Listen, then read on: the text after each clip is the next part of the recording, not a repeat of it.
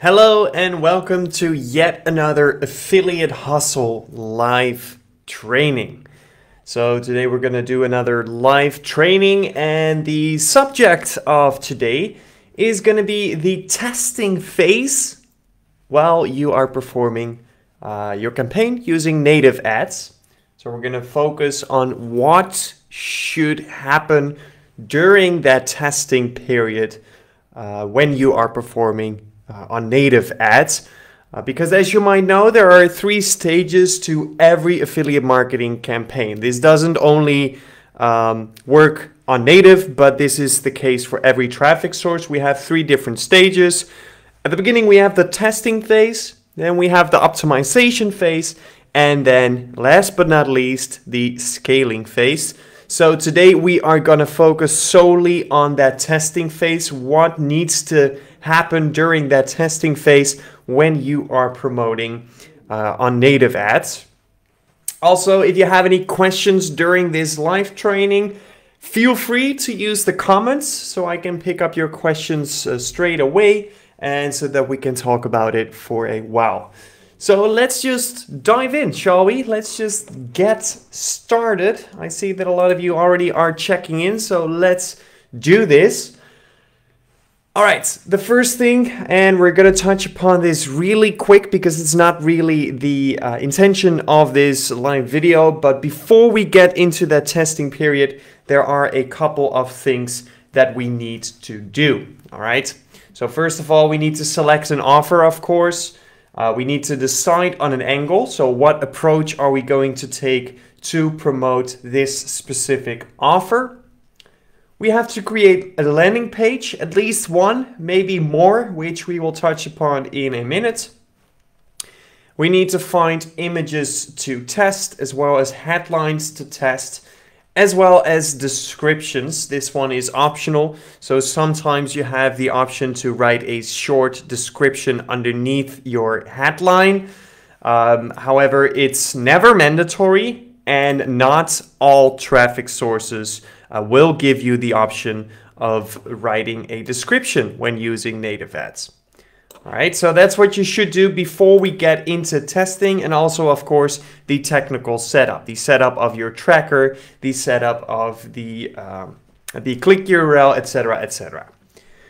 All right, so now that we have done that, we have done the technical preparation, we've done everything. Everything is ready for us to enter the testing phase. All right, so what is next? What are we going to do next? First, I want to talk shortly about testing creatives. So last week, we talked about improving the ICTR. If you guys remember, we talked a lot about the average ICTR that needs to go up, which is all kind of a part of the optimization level. But you can already start doing that when you are in the testing period, while you are testing your creatives. So a little recap of the ICTR training. We want to have at least 5,000 impressions per creative. Why do we need 5,000 impressions? Well, basically, if we don't have a whole lot of data, that means that the data is not stable. All right. So if you only have 10 impressions, your numbers might look crazy good. But when you have 10,000 visits, then your numbers might not be as good. So we need a good sample size before we can tell anything about the quality of our creatives. So we need 5,000 impressions per creative. All right. And when we have that 5,000 impressions per creative, then we're going to take a look at the ICTR. So is the ICTR below the average ICTR? Then we're going to turn that creative off, and we probably want to replace it with a new creative to test that new creative and see how that one performs. All the creatives with the ICTR above or on average, we're going to keep those on for now, but perhaps later we need to turn them off as our ICTR grows, right? We're going to test different images, and we're going to test different headlines as well. And you can do them in the order that you want. I do not recommend you to test them both at the same time. So I recommend you, for example, start with 5 images and 2 headlines where you test the images first. And later on, if you pin down your images, you might want to add more headlines, or the other way around. It doesn't really matter which way around you do it. And also, if you are using descriptions, then you probably want to test those as well. In general, the test of the images and the headlines is more important. So that always goes first. Doesn't matter whether you first test images and then headlines or the other way around, but testing your images and your headlines always goes first. And then if you kind of have those pinned down, you might want to push out a couple different descriptions. Just start with one in the beginning, but if you have pinned down your images and your headlines, you might want to write a second one or maybe even a third one to see if it helps improving that ICTR. All right, so that was a little recap of what we talked about last week, improving the ICTR, because that's kind of also our goal when we are testing our creatives. All right, so now we're going to talk about something what we did not talk about yet, which is testing the placements, testing the widgets. All right, so just like this image says, test, don't guess. You deserve the best. All right? We do not want to guess. Whether we're talking about your images, about your headlines, or about placements, or about offers, we want to test, not guess. We want to make our decisions based on data that we have acquired. Because when we make our decisions based on that data, then we know for sure that we're making the right decisions. Where if you're going to guess, you might make emotional-based decisions, and those might be decisions that seem good in your mind. You think like, oh, this is great, I'm going to turn those off and I'm going to keep those on because that will make me rich. But in the end, the user has a different mind than you. So in the end, we will have to see, we would need to test before we can actually tell what is working and what is not. And another one to keep in mind is that your geo might very much differ that as well, differ the results as well, all right?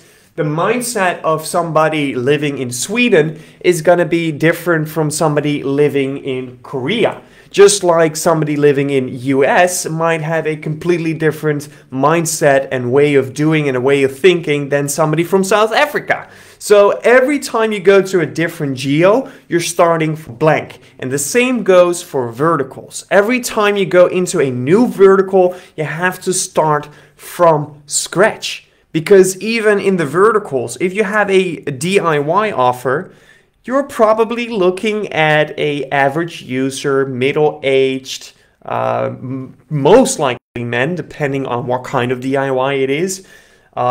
So those middle-aged men are gonna respond completely different to a ad than somebody who is looking for a weight loss niche, which are prominently women and usually also around middle age, a little bit younger than the DIY, I would say.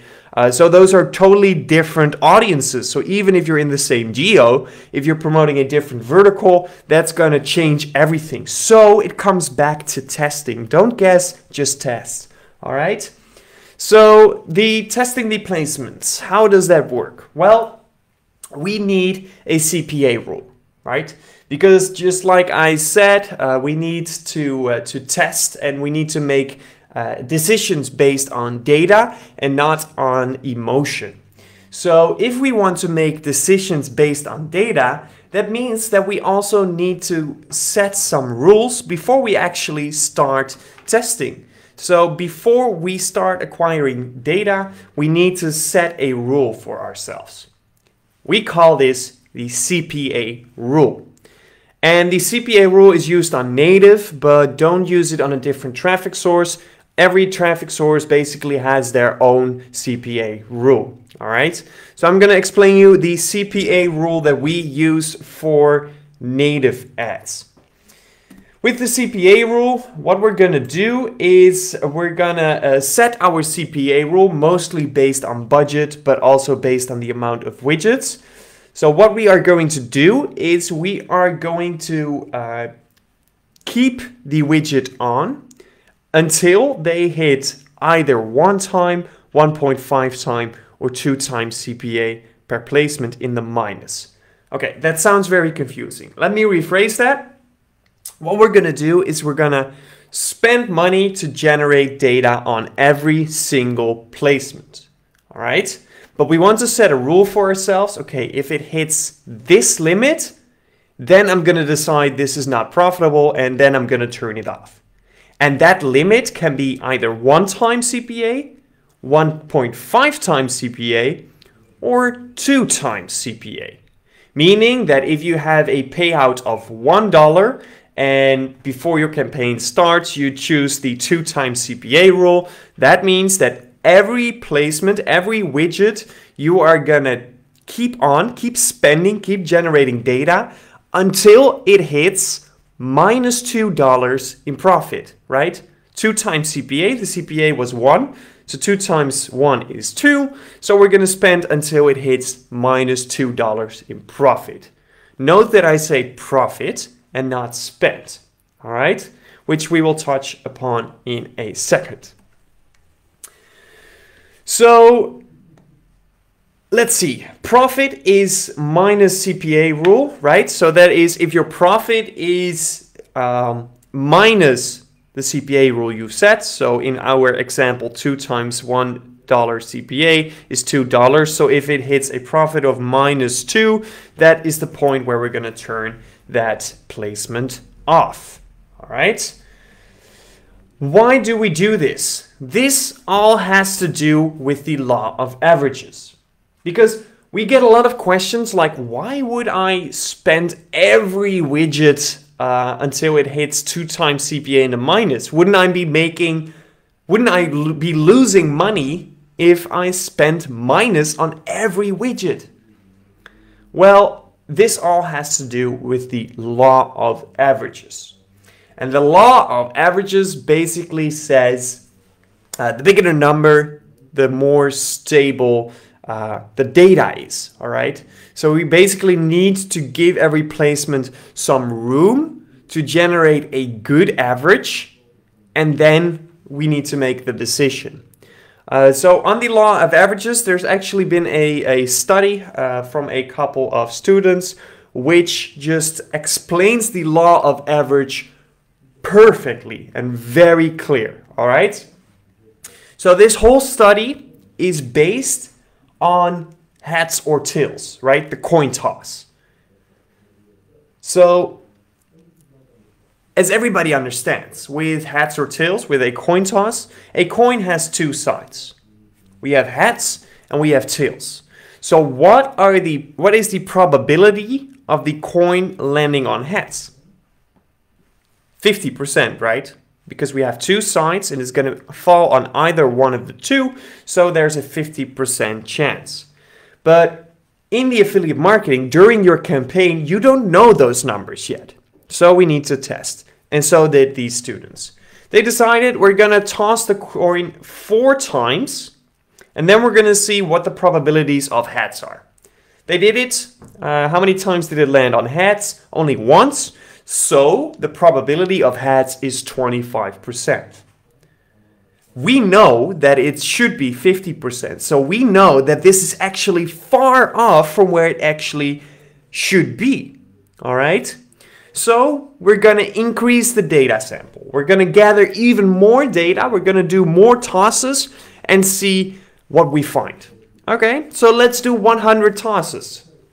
How many times does it land on heads? 64 times. All right, so now things are looking good. The probability of the coin landing on heads is 64%. Wow, that's great.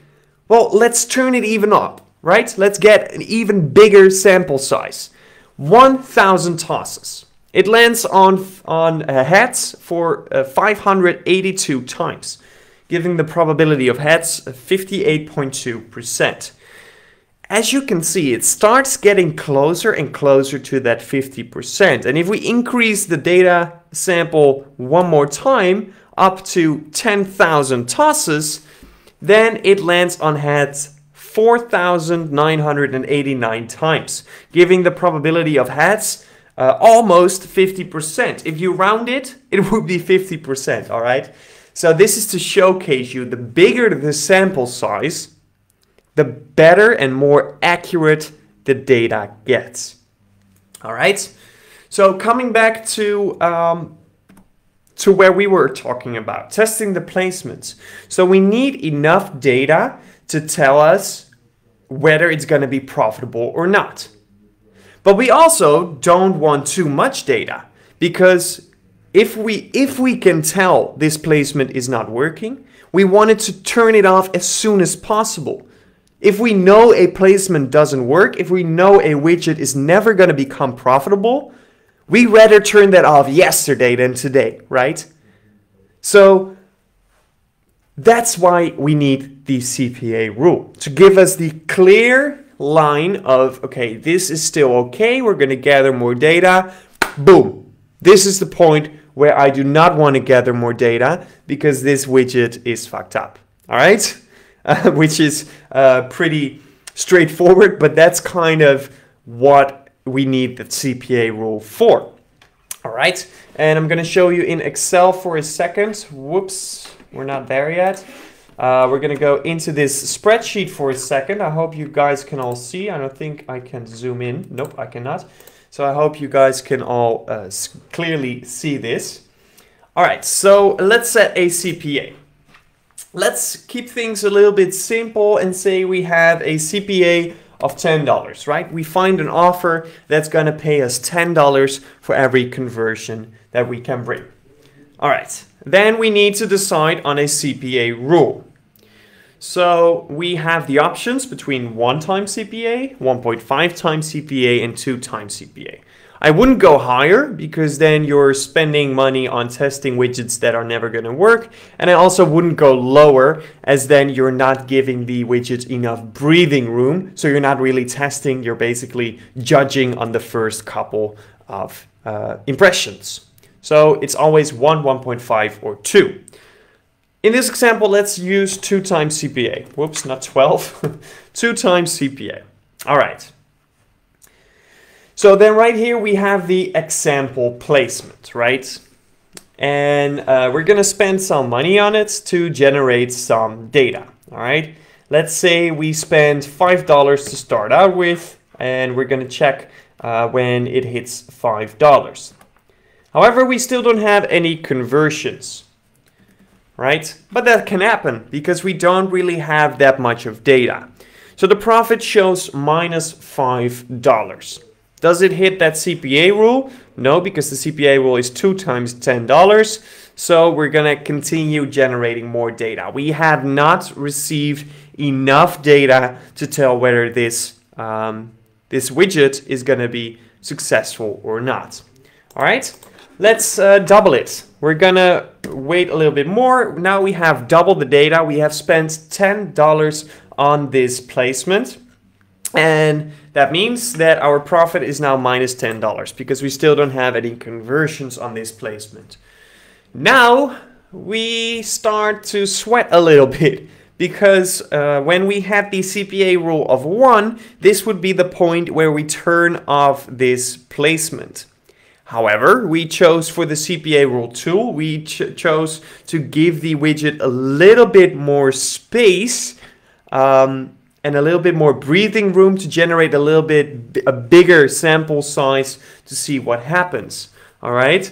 So, because what can happen basically, let's make it to 11, right? So with $11 spent, we would definitely have killed this widget when we use the CPA rule 1. However, if we just manage to get just 1 conversion, we only have a profit of minus $1. All right, so now it's close to break even, which is why you need to generate that data to tell you if it's actually gonna work or not. Because it also very well might be that if we spend $2 more, $13 in total, that in that extra $2 is another conversion. And now all of a sudden we have $7 profit, right?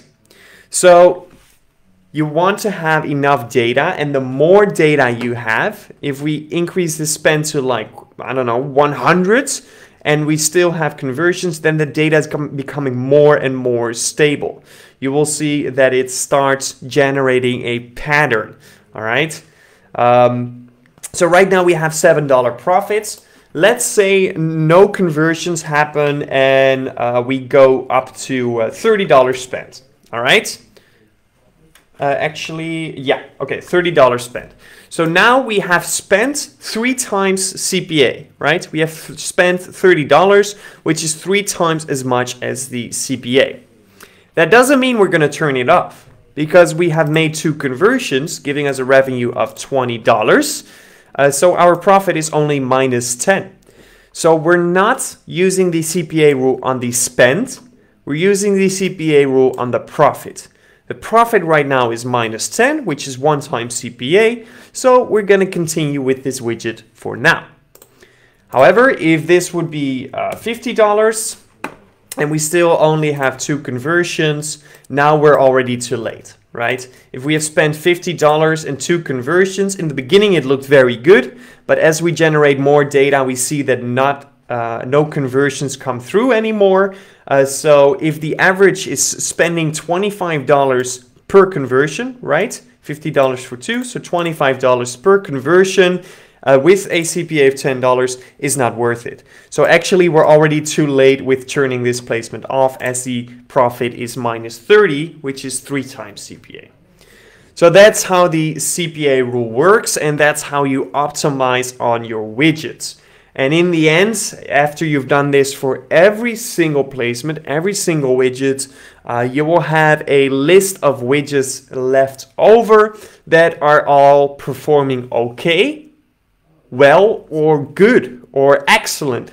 And that is the point where you can start thinking about scaling those specific widgets. But that's not the topic today. So let's go back to the slideshow, because there is more to talk about in the testing phase of native ads.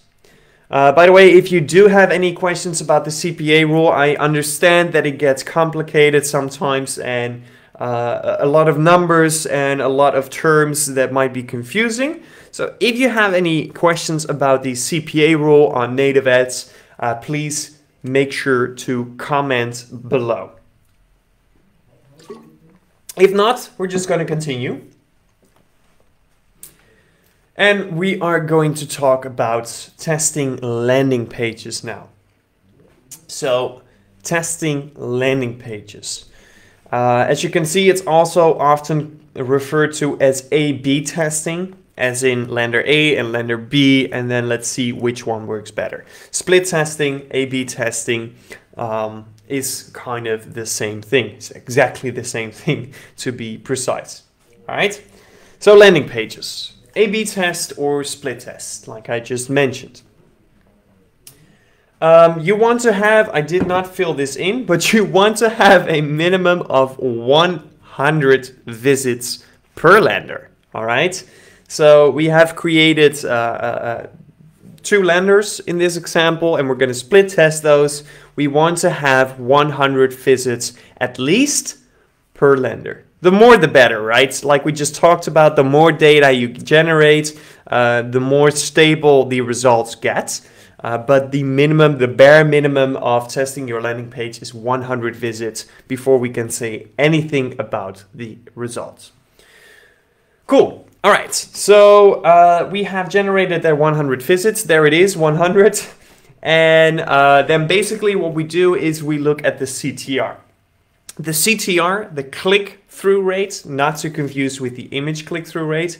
The CTR, the click-through rate, is the percentage of users that click through from your landing page to your offer page. And the landing page with the highest CTR is the CTR that is better performing. All right. So the landing page that is better performing, we want to keep that one, and the other one, we're gonna turn that off. All right.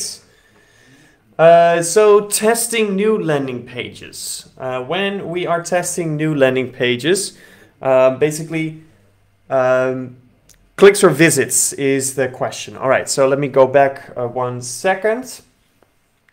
So we do this on visits. And to be clear, the terms visits and clicks get intertwined quite a lot. So I am talking about visits as in people that saw your landing page, and not clicks as in people that saw your offer page. All right, so when I'm using the terms visit and clicks, visits is from the ad to the landing page, and clicks is from the landing page to the offer page. All right, so a minimum of 100 visits. So testing a new landing page. So let's say we had one landing page up until now, and we want to increase the CTR. The CTR is not high enough, and we need to split test new landing pages to get that CTR up. All right, what are we gonna do? Are we going to get 2 new landing pages, or one old one, the one that we were using, and one new one? All right, so you want to figure this out when you are going to test new landing pages. Am I gonna use the one that I was using, perhaps as benchmark, or am I just gonna split test 2 completely new landing pages? And this depends a little bit on your CTR. Obviously, you want to improve your CTR, otherwise you wouldn't be testing new landing pages. But is your CTR dramatically bad? Then you're gonna upload 2 new ones, right? Is it okay, but you still want to get that CTR up? Then you probably want to keep that old one as a sort of benchmark, and with the new one you try to basically outperform the old one, and then you can do the same again if you want. All right, so we need to figure that out. Do we want 2 new landing pages, or 1 old one and 1 new one? Let's say that we want to use the old one and we want to have 1 new one. Okay, the next step. Is the old one performing well or not really? All right, so if the old landing page is performing okay, then in that case, well, let's just go ahead. So the old one is performing well, right? The old one is performing okay, but you still want to test a new one to increase the CTR even more. All right, in that case, let's do the distribution. We're gonna set 80% to the old lander and 20% of the traffic to the new lander. All right. This means that out of 100 people, 80 people will get redirected to the old lander and 20 to the new lander. Don't pin down on these exact percentages. You can play with them. There is no secret distribution setting that will help you get better results or anything. It's kind of what you want. The old one, we already know how it performs. We already have at least 100 visits, so we know kind of in what range it will perform. All right. The new one, we don't know exactly. Well, we don't know at all, to be honest. But we need to generate data. So if you feel like I want to test this landing page a little bit quicker, you could up that a little bit. If you feel like I don't have no haste, I want to make sure that the conversions keep coming, and in the meantime test a little bit of that new lender, then you could do more something like 80-20 like I did here. All right. Let's propose a different situation. We still want to keep that old landing page, but in this case, that old landing page is not really performing well. It's okay enough to say, okay, we're going to keep it as benchmark, but kind of we want to get rid of it because the results are just not where we want them to be. All right. In that case, we're going to do this, we're going to do the distribution a little bit differently. So we're going to send 20% to the old lender and 80% to the new lender. Because the old landing page is not performing that well, not really where our standard is, we want to test that new landing page as soon as possible so that we know as soon as possible whether that new landing page is performing better or not. All right? Cool. Another situation. We want 2 new landing pages. So in the case that your landing page that you're using for the initial test is just completely has terrible results, right? Like a CTR of 0.1%, for example. That would be extremely bad. In that case, you might want to have 2 new landing pages. All right. So instead of 1 new landing page and keep the benchmark the old one, we're just going to say this old one is not working, and we're going to add 2 new landing pages and see which one performs better. Well, the question, is the old one performing well or not, is now irrelevant because we're not using the old landing page. So we can just get the 2 new landing pages ready and distribute 50% to landing page A and 50% to landing page B. And then once they have 100 visits each, we can now tell which one is performing better. All right.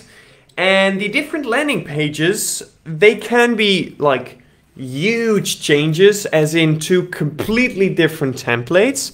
Feel free to do that. That will give you some excellent insight on what's working for that specific campaign, for that geo, for that vertical, whatever it is you're testing. It will give you very good insights into what's working.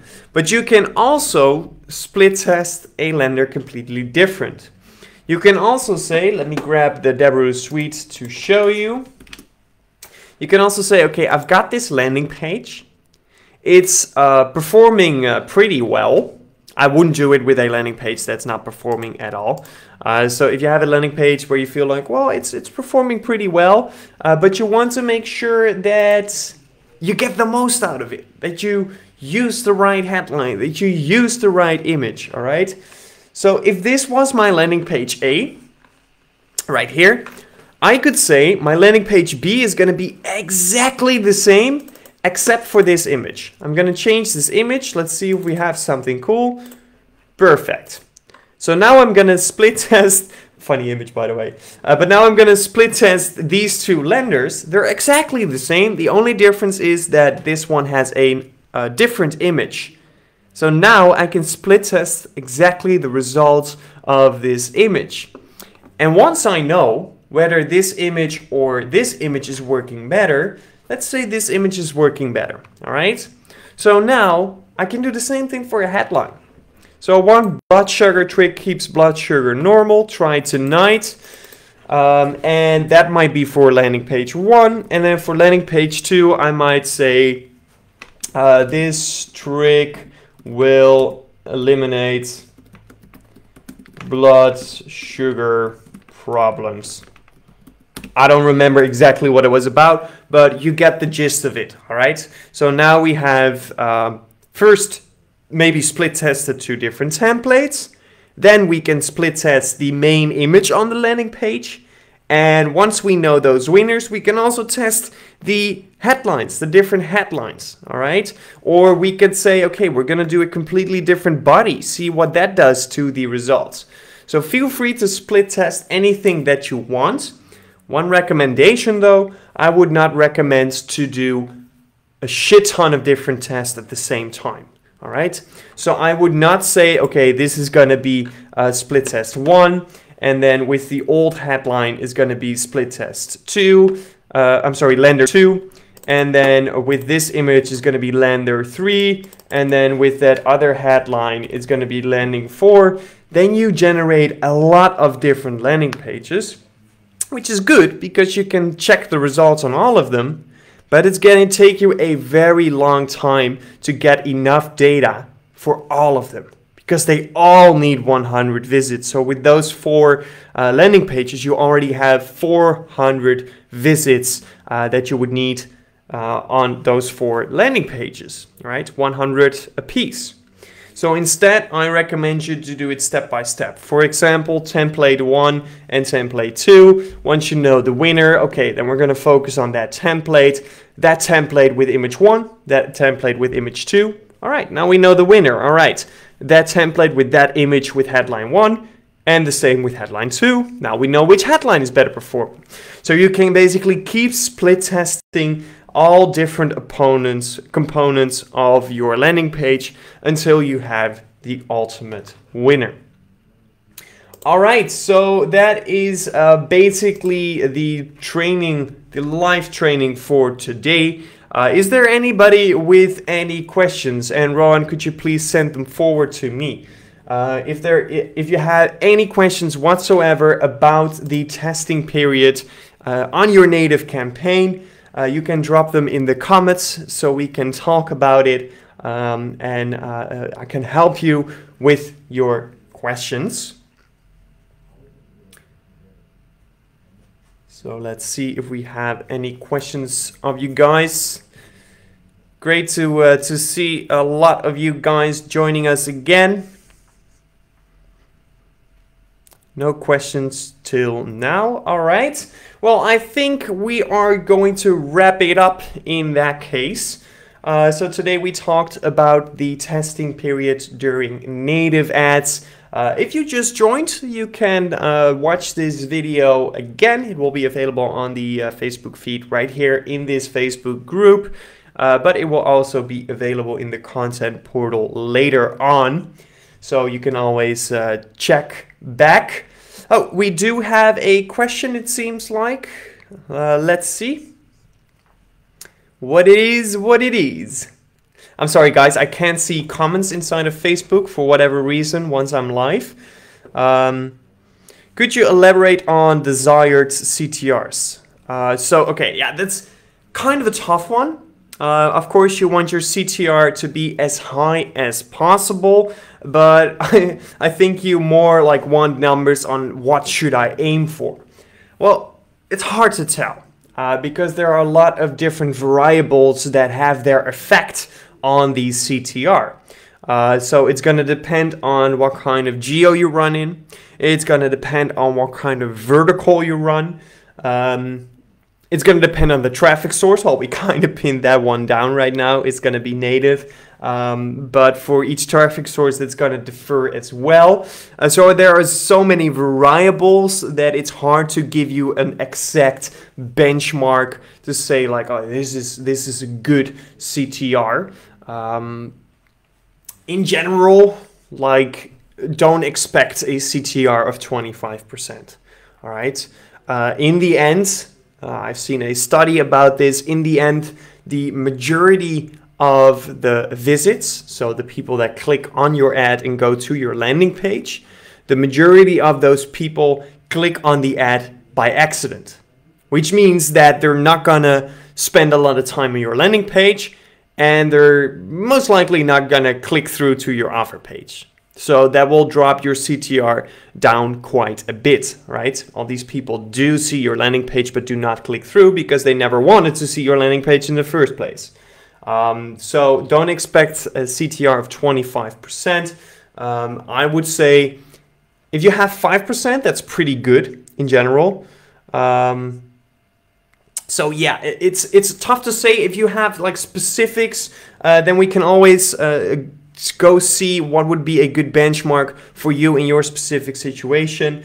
But we're not going to do that in live. So if you have this specific question, feel free to reach out to me.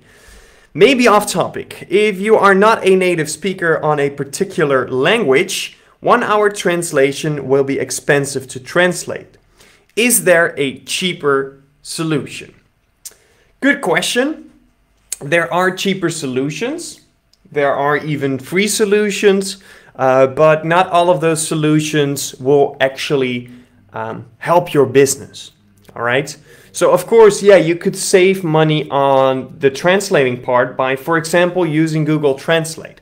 But you kind of want a native speaker, or at least someone who's really good in that language, because if there is a grammar mistake, or if there is what Google does this all the time, by the way. If there is a mistake in the build-up of the sentence, right? It's a little bit tough to explain, but the way people say things are gonna differ per country. Even though they mean the same thing, instead of mean the same thing, in another country they would say same thing mean, for example, but then in their language.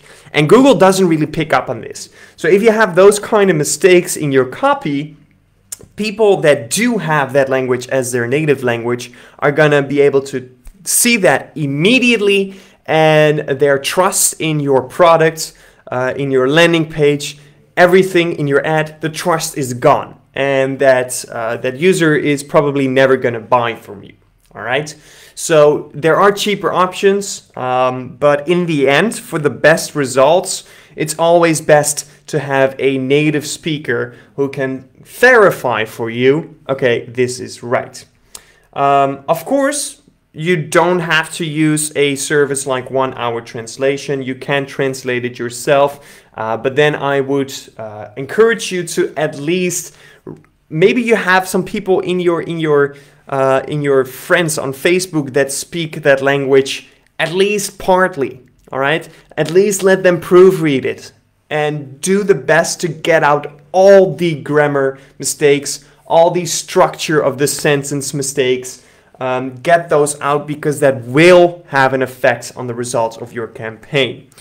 If you feel like, yeah, but that's a pain in the ass, or I don't have anybody that speaks Korean, but I want to promote in Korea, or whatever, then I'll come back to the 1 Hour translations. Then in that case, I do recommend you to use a professional translator, or promote in a country where they speak your native language, or English if your English is well enough, but not your native language. All right. So it's not that you can only promote in your native language. My native language is not English. However, I think I'm good enough. My English is sufficient enough to write, maybe not talk, but definitely write like a native English speaker. All right. So if you have enough knowledge about a language, feel free to do that. If you're sure that the grammar is right, the structure is right, etc., like we talked about. All right. I think I answered all your questions. Unless you have another question, feel free to drop it while we are still live. And if not, we're going to wrap it up, but I'll give it a second.